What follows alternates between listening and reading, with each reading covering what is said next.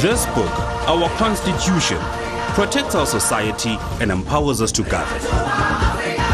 The Protea leaves are us, the people, who freely elect our voices in Parliament. The drum calls the people of Parliament, through whom we govern together. And the sun is our country, healing our past, improving our lives, and energizing our potential. Together, our Constitution, our people, our Parliament, and our country are building our great South African nation. Parliament TV, Channel 408 on DSTV.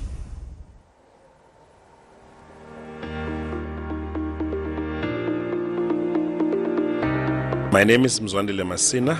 I'm the member of the African National Congress. I sit in the National Executive Committee. I come from Katlehong in Ekurhuleni in Gauteng province.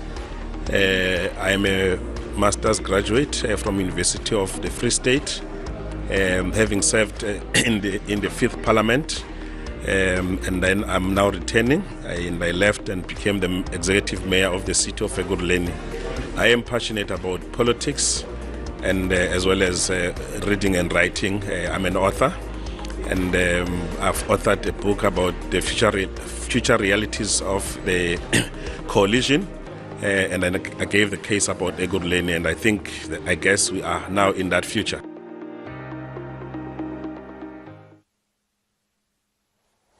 Welcome to Parliament. I am Shihlamari Songobeni. Parliament plays a fundamental role in upholding South Africa's democracy. As the legislative arm of the state, Parliament is responsible for representing the people, passing laws, and overseeing the executive.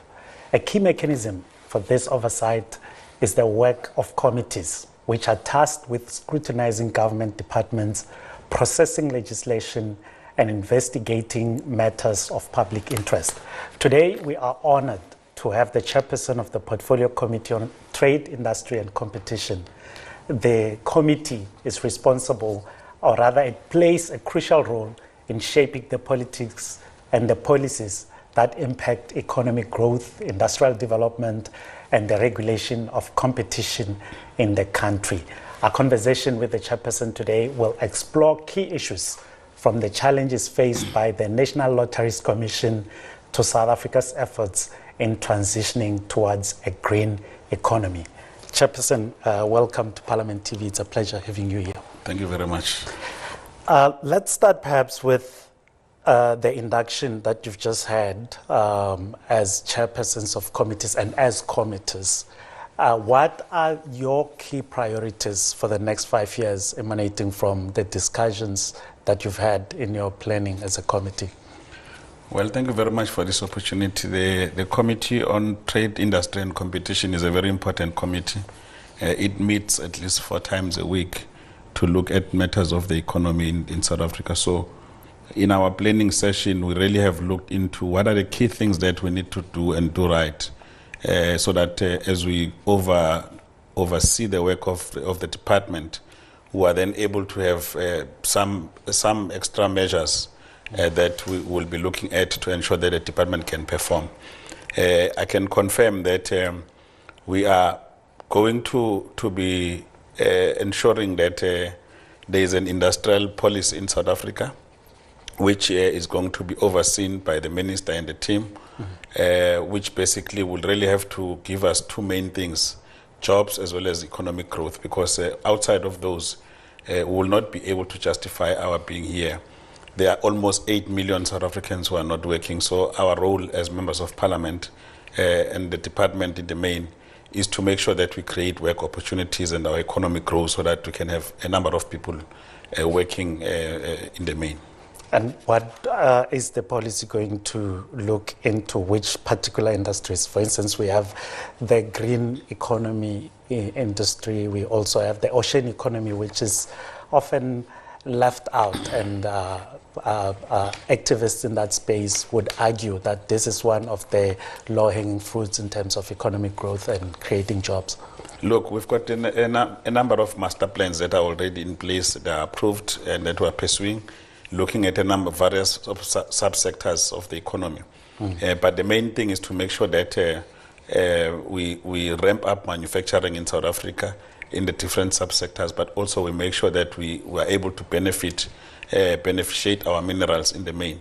Because if we keep on sending raw materials, to the export market, we are not doing justice because we are exporting those jobs. So what we need to make sure is that the department works very hard to make sure that there's value addition in the manufacturing space, especially looking at some of the key minerals that we have as a country.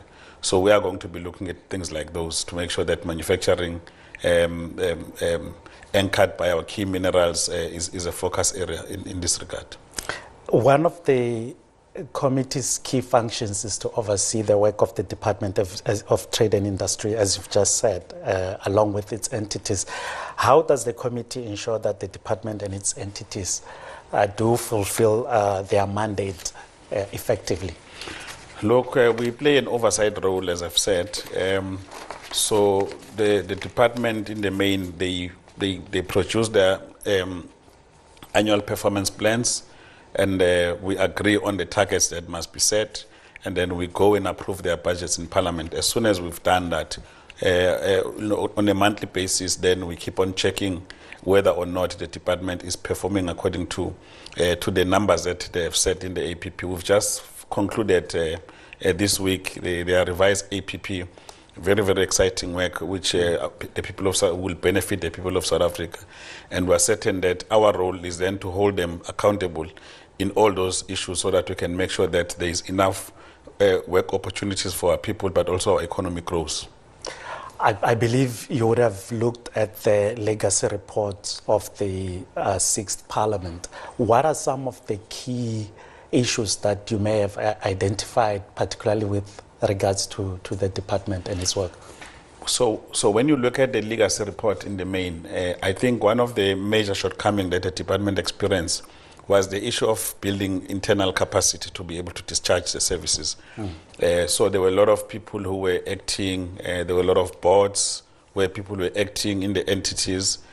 So we have really begun to address that because it became our immediate priority together with the minister that over the next 3 to 6 months, let's make sure that it's not, we get suitably qualified individuals to occupy those positions so that they can make decisions in the interest of the country. I can safely say that all the boards have been advertised, and the senior management have been advertised, and the minister and the team, they are now seized with that task of ensuring that at least before we close, some of the posts would have been concluded. So when we come back in January, we are going to be assessing how far we are with regard to those, so that we can ensure that all the boards are properly functioning and they can execute their responsibilities. And how do you make sure that the people that are employed or appointed in these positions are well capacitated with necessary skills to assist the entities? Look, we have set up very clear guidelines in terms of what we expect from officials, from boards. It is now the responsibility of the minister to ensure that according to the adverts, he finds suitably qualified individuals. And I do believe that there's quite a number of people we have in the system and outside the system who will be ready to come and provide this national service. And does the system allow for these qualified people to function optimally, perhaps even without any form of interference? Look, there's a lot of perception in government, but what I can tell you is that we are running a clean government. So we expect that the minister will hire the competent people, and if there are any questions, as a committee, we have got the responsibility of oversight.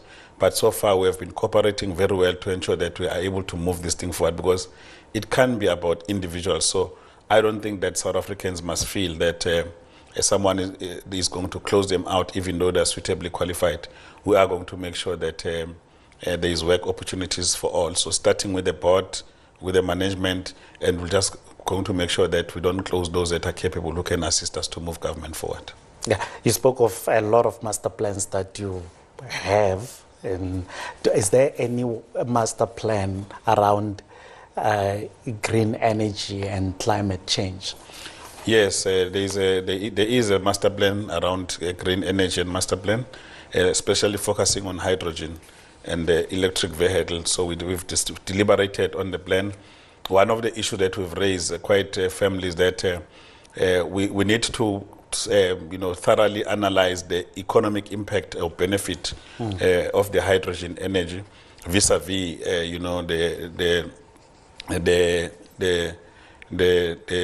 the electric vehicle.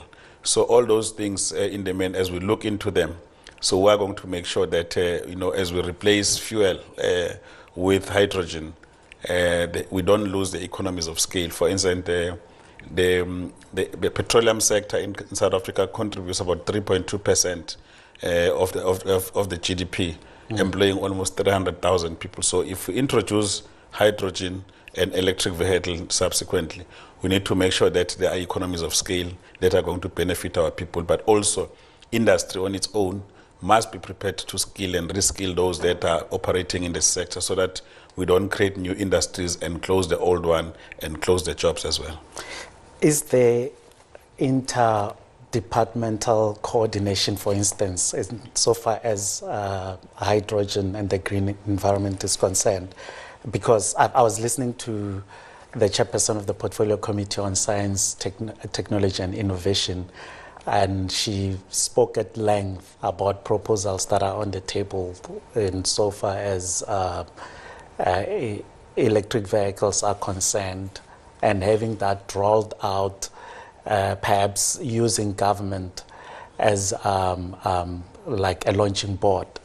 Is there any coordination? Because I think you're speaking the same language, and one could wonder if there is coordination amongst committees and even at government level. Yes, we do have joint committees. We met with them recently, where we discussed the hydrogen society, which is the plan, and then we also discussed the electric vehicle as well as the hydrogen itself.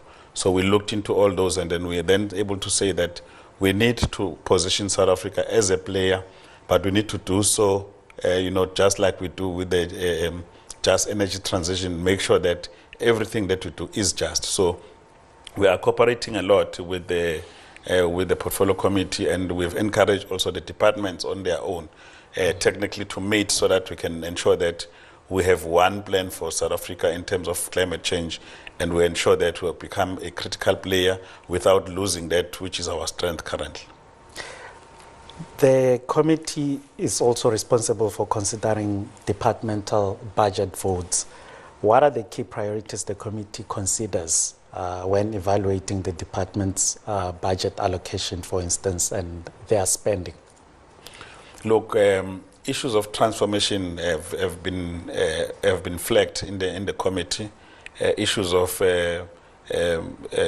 beneficiation and localization have been flagged. Issues of industrial policy, overall overarching industrial policy, has been flagged. So these are the things that we are looking at on how we can support the economy. In the main, we want to ensure that the DTIC plays an overall coordination role in government to ensure that we are able to discharge services, be it agriculture, energy, and all other sectors that we have, because our ability to support industries relies on coordination of the work of government, both in terms of resources, but also in terms of our own plan, so that they can talk to the development of the country. Because what is important is to make sure that there is sufficient economic growth that is going to result in jobs. So that's our preoccupation in the main. And what would transformation look like in terms of some of the issues that you are saying have been flagged? Look, we're looking at issues of ownership, management, and control of the factors of production. So we want to make sure that we have a number of our people who are coming from previously disadvantaged communities playing a major role in ensuring that we transform the structure, systems, and ownership pattern of the economy. I'm wondering, and let's take the mining sector, for instance. How is that space going to be transformed? For instance, you have mining communities that are standing with your illegal miners, for instance, some are trapped underground as we speak, some are, well, maybe trapped is not the right word to use, given the circumstances. And they are arguing that there should be some sort of transformation, some form of integration into the mainstream mining industry. Look, we do not support illegal mining in South Africa. So what we have put on the table for consideration, for instance, is that we must acknowledge that there is a lot of artisanal miners that are there. A majority of them are not working. As a result, some are tempted to do illegal things, as it were. So there is a strategy in the Department of Minerals to really mainstream those. But what we are not promoting is the illegal activities that are currently taking place and the calls that are being made to put South Africa under pressure. All what we want to say that we want to train and reskill those that are playing in the sector. But also let's look at other opportunities, either secondary mining, through mining dams and so on, so that there could be opportunities for those who have a skill in the mining sector. And is there a platform for the committee to engage some of these stakeholders, for instance, like including these mining communities? Well, maybe not just mining, even in other industries, like private companies and labor, for instance. How does the committee engage some of these stakeholders in so far as addressing their concerns and incorporate their perspectives into the legislative and oversight work? So we do have colleagues in the Portfolio Committee on Minerals. We are going to be engaging with them because they assist with a number of issues that have to do with mining. Specifically, we are looking at how do we use the minerals to propel our economy. But specific issues that relate to mining, we will be interacting with our colleagues so that they can actually share with us and we can share with the country in terms of what are the practical plans that are there to ensure that there is less illegal mining, but there is more activities of training and reskilling of our people that can result in those artisanal persons that are there finding employment opportunities within the mining sector. Are there plans also for, say, the so-called rural and township economy? Are there any plans, and what can people sitting at home wondering? We used to trade, we used to have small businesses, and now it's no longer possible.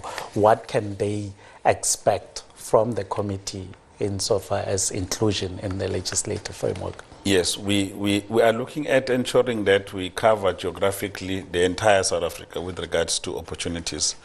For instance, each and every area has got a particular strength. So it's important that as we scan these provinces, we must understand what are the capabilities. For instance, if you look at the Free State, that's a grain province of South Africa and that's a mining province of South Africa. If you look at Mpumalanga, there's a coal mining province, Limpopo and Northwest, mining, platinum, and so on and so on. So we need to ensure that we develop capabilities and locate industries in those areas so that you don't have lots of people moving from rural areas into urban areas, but we can ensure that we can secure their future even in their own localities. So this is a work that we are doing to ensure that we don't just only focus on the major metropolitans, but we focus also on the rural outskirts to ensure that we can provide opportunities that are sector-based, based on the strength of each and every province in South Africa. And are there plans to protect small businesses, especially in such spaces like your rural and township areas where you have big corporates, let's say retailers, for instance, moving at a smaller scale into those spaces? And so far as competition is concerned, are there means and ways to protect the small business space? Well, there's a number of efforts at the regulatory level, which our sister department, the Department of Small Business, is working on to ensure that we can protect businesses. What I can share with you is that the local economies, township economies, are largely very, very huge, but they are more on consumption. So what we need to change as our contribution as a TTI is to ensure that it would not just townships don't just become a point of spending money, but it should be a point of producing goods that could be sold to the outside market so that the economy of each and every area can grow. So we do believe that the strategies that are being employed by Department of Small Business in the main should be sufficient to cover and support our small business, but we just need to work hard as a DTIC to make sure that the culture of spending is turned around so that we use the resources that we have, including small things like, for instance, nothing stops those that were owning general dealers to be the ones who are developing these malls because they are thriving in different communities and they have to be protected by citizens. So that's a work that we will really sponsor as a Department of Trade and Industry as and when we engage with the Department of Small Business. The National Lotteries Commission appeared before the committee recently and this was discussed. Let's take a look.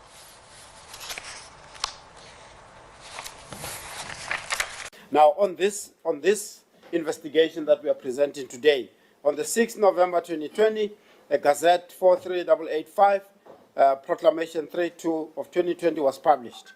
The President referred the matters to the SIU, and the matters were covered in the schedule to the proclamation. The period of the investigation was 1 January 2014 to the 6th of November 2020.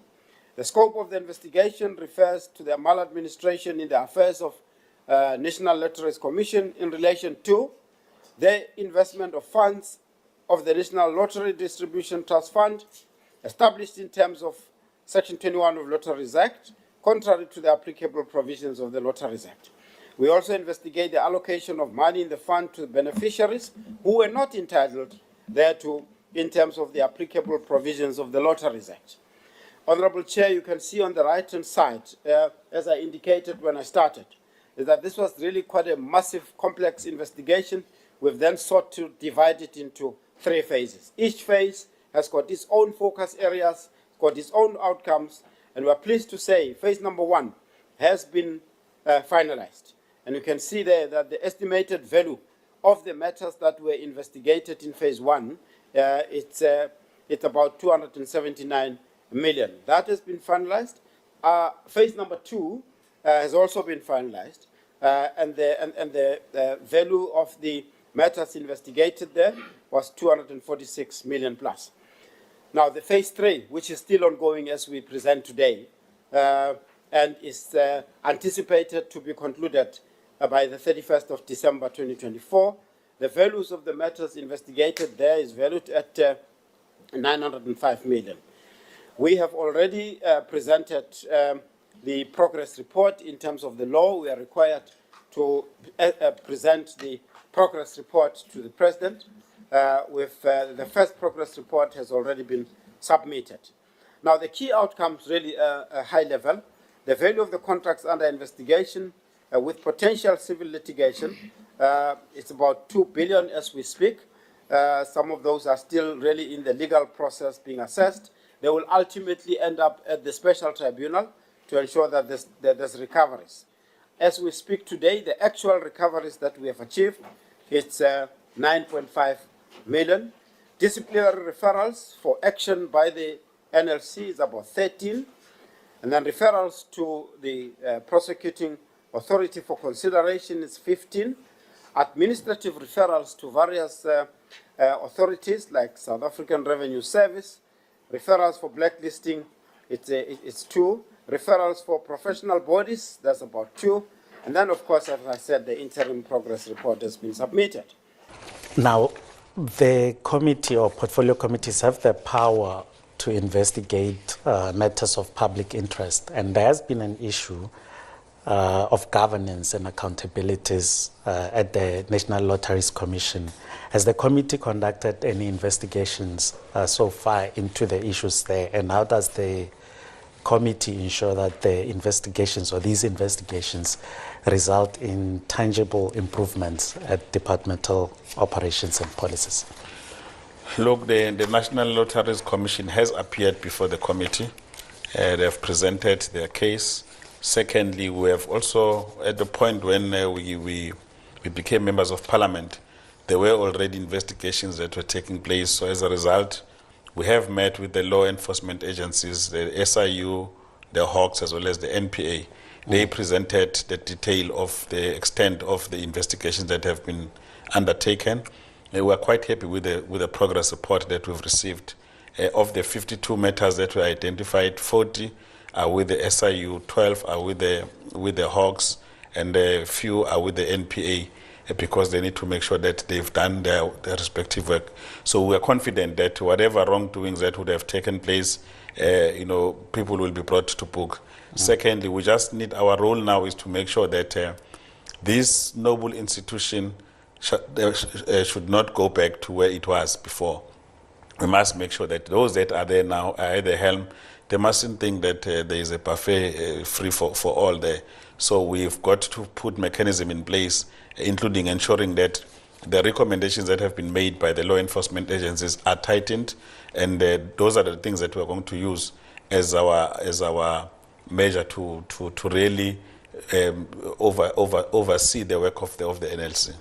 Well, Advocate Motibi, the head of the SIU, I think when he appeared before the committee, he described the situation at the NLC as highly complex.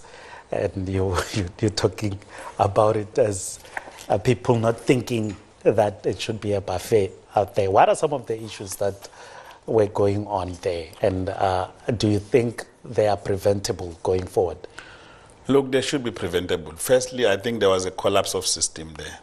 There was a colluding of some of the board members, the officials, with the accounting firms. There was a very grand scheme of hijacking of NGOs that was taking place. So all those things, if you have proper systems in place, are preventable.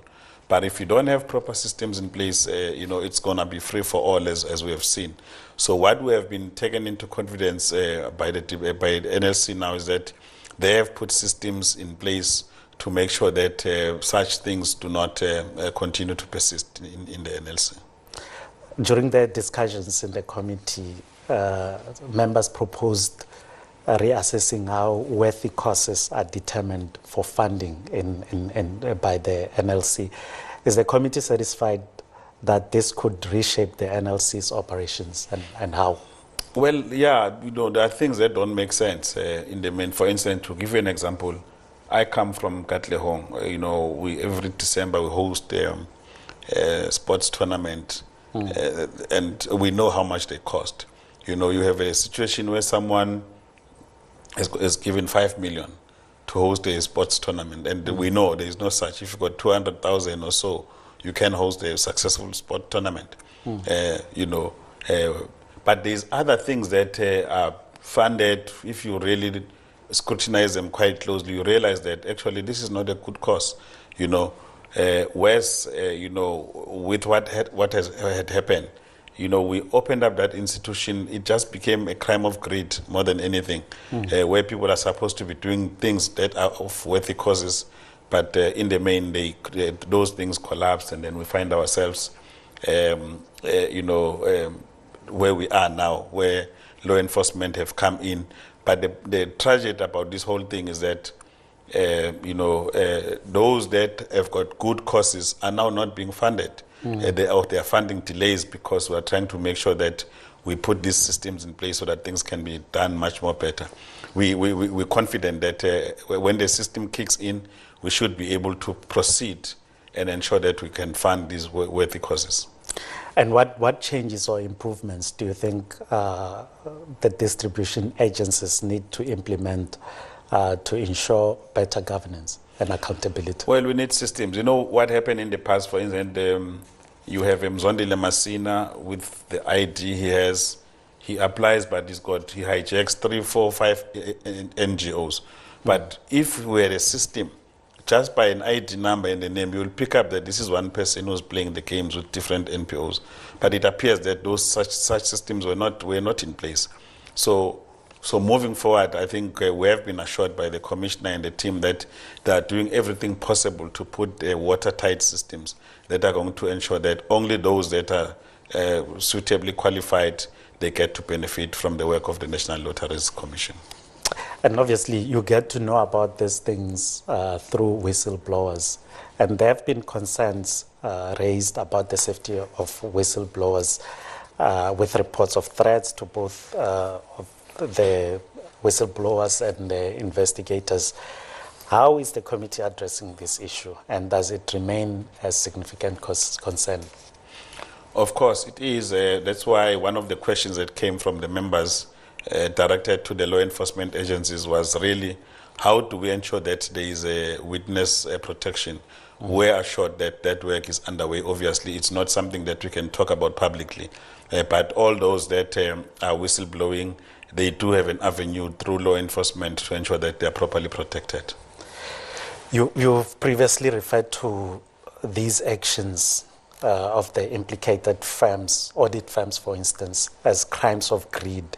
What consequences does the committee recommend these firms face, and can they be summoned to appear before the committee?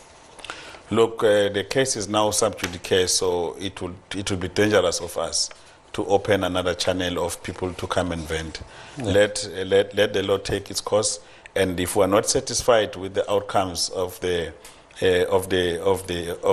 law enforcement, we will have another opportunity to either call those people or subpoena them to appear before the committee and be able to ask the relevant questions. But for now, we've left the matters in the hands of the police. Okay. If you've just joined us, we are in conversation with the Chairperson of the Portfolio Committee on Trade, Industry and Competition, Mr. Mzwandile Masina. When we come back, we will be speaking to the Chairperson about South Africa's transition to a green economy. We'll be right back. We recognize the potential of the Hydrogen South Africa program, but raises critical concern regarding its alignment with the constitutional principles of equity, transparency, and environmental sustainability. While we support technological progress, it is imperative that this initiative fulfills its obligations under the Bill of Rights, ensuring that benefits are distributed equitably.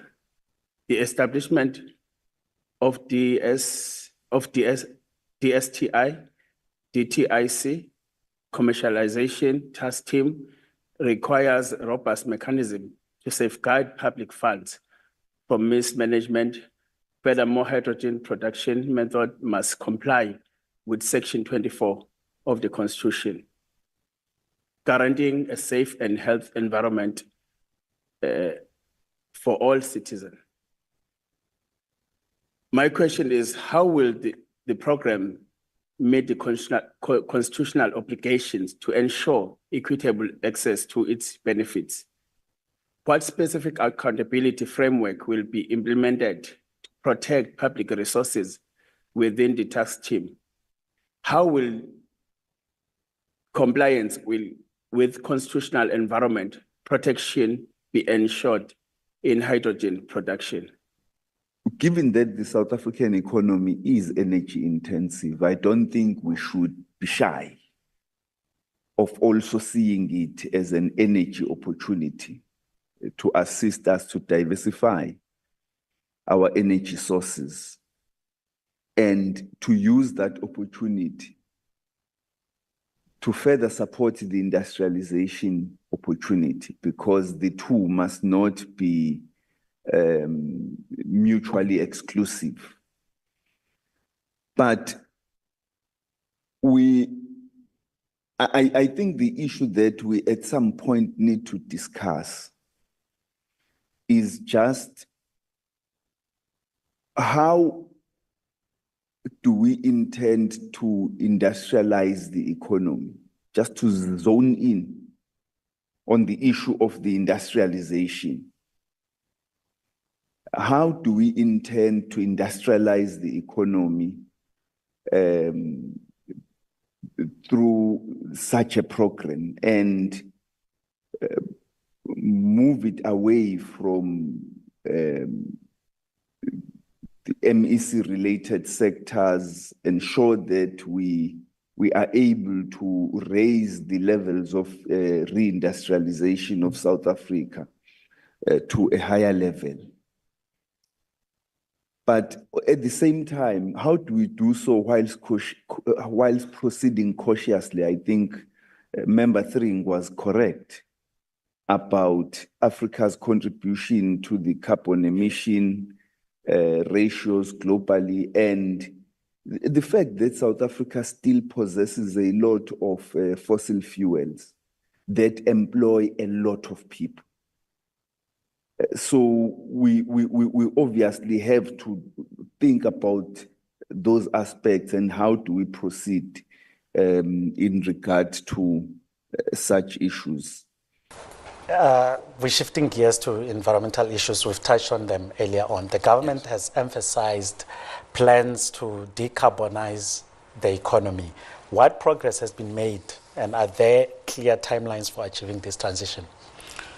Look, a lot of work is being done, but we must firstly understand in context that, Africa as a continent contributes about 4% to the global emission. So whatever actions or inaction we take, it should be understood in that context that, the just energy transition has to be just. We are a country endowed with coal, for instance. So if we want to move to renewables, we must move at a pace that will not disadvantage a province like Mpumalanga, so as other sources of energy. So as a country, we're optimistic that there is a need for us to deal with issues of climate change, but we must do so in a manner that does not disrupt our economic activities, because we're dealing with quite a number of challenges.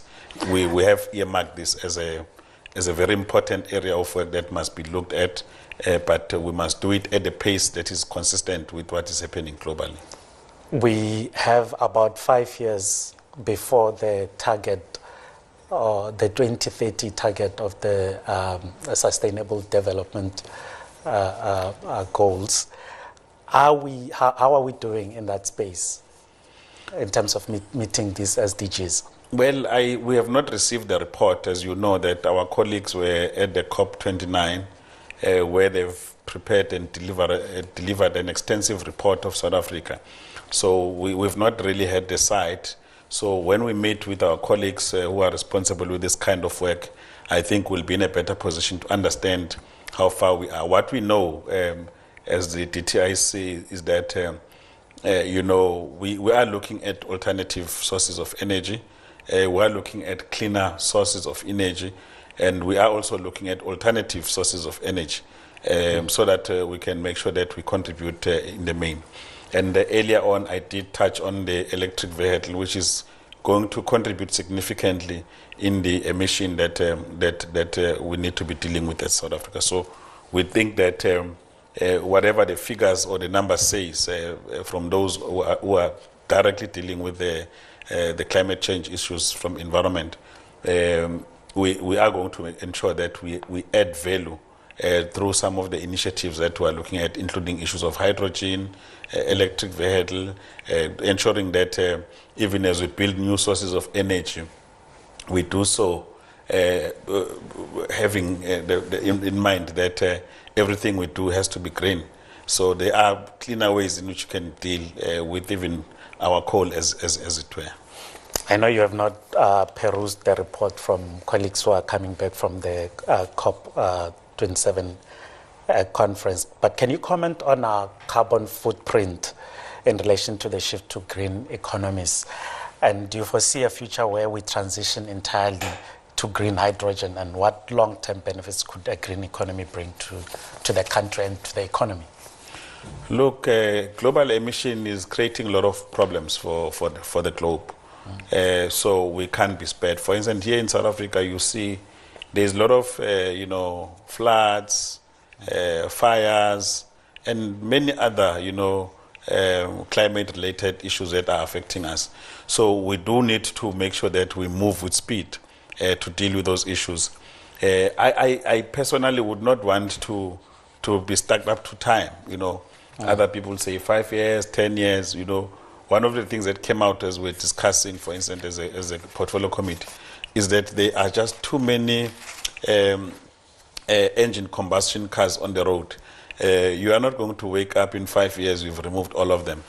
So we've got to make sure that our transition is just. So we should not really rush to meet these deadlines. We've got to work towards those deadlines in a much more responsible manner.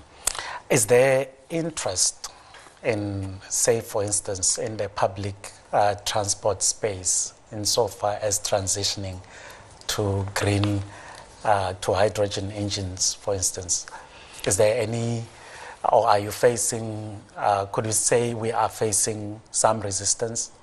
Look, everybody is interested to see, what is the economic benefit, So I would not say that generally there's resistance. People are looking at options. What does it mean economically? Does it mean more savings? Does it mean more convenient? So everybody is really looking, and I think the uptake will be at a part and scale that will ensure that we do not disrupt our own economic activities in South Africa, whilst we are fulfilling the global, commitments that we have made. Okay. Now, as we conclude, I want us to look into public procurement law, for instance. The committee recently received a presentation on the Public Procurement Act of 2024, which was assented by the President, I think earlier this year, I think in July. Yes. And it was published in the Government Gazette. How does this act assist us in terms of closing gaps insofar as wasteful expenditure is concerned? Look, between the provincial government and national government, we spend about just over 2 trillion rand buying goods and services. So it's a huge economy on its own. So if you include SOEs, if you include municipalities and other entities of government, it's probably the figure will shoot up, in a much more reasonable way.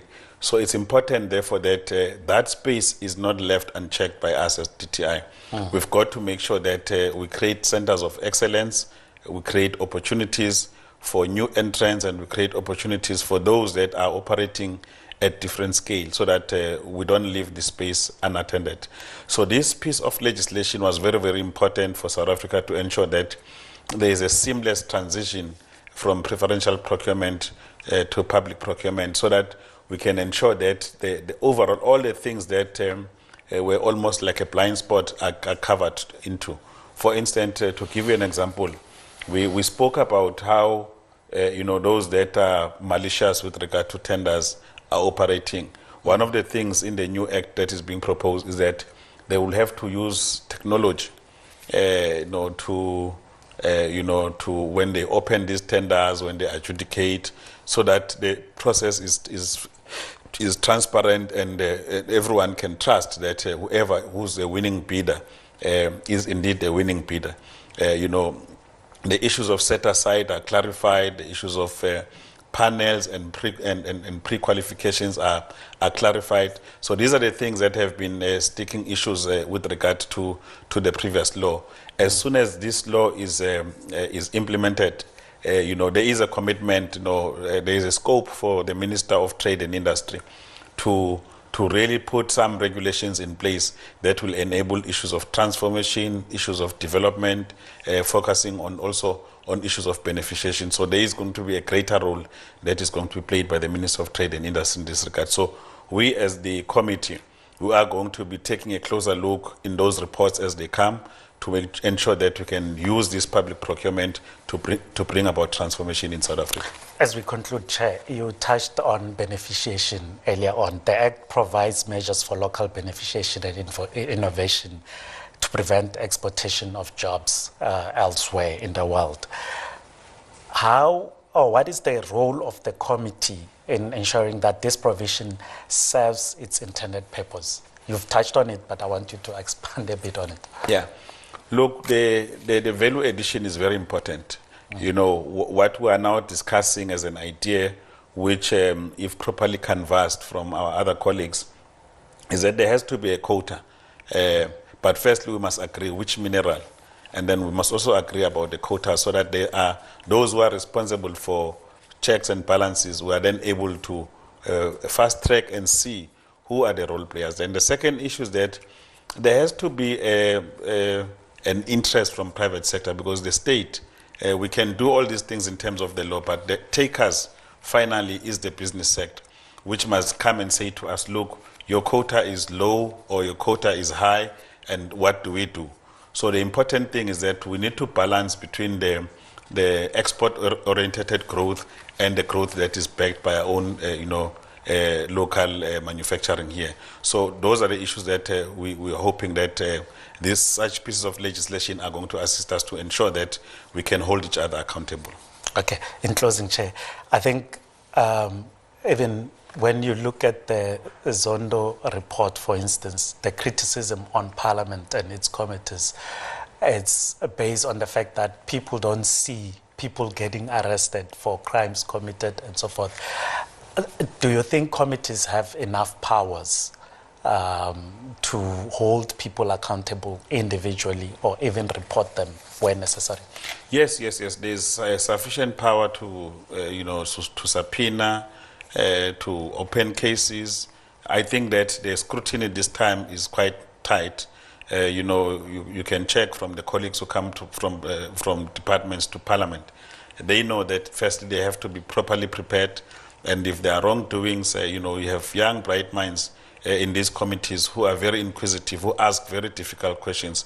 I'm confident that we are going to hold each other accountable, and the committee's got a huge role to play in ensuring that the executive is held to account on behalf of the people of South Africa. Chairperson, let me thank you. We'll be looking forward to having you again. Thank you very much, Chairperson. Thank you. That's Mr. Mzwandile Masina, the Chairperson of the Portfolio Committee on Trade, Industry and Competition, providing valuable insights into the issues of accountability and governance at the National Lotteries Commission, as well as his insights in South Africa's readiness to transition to a green economy. Thank you for watching Parliament TV. I am Masina. Goodbye.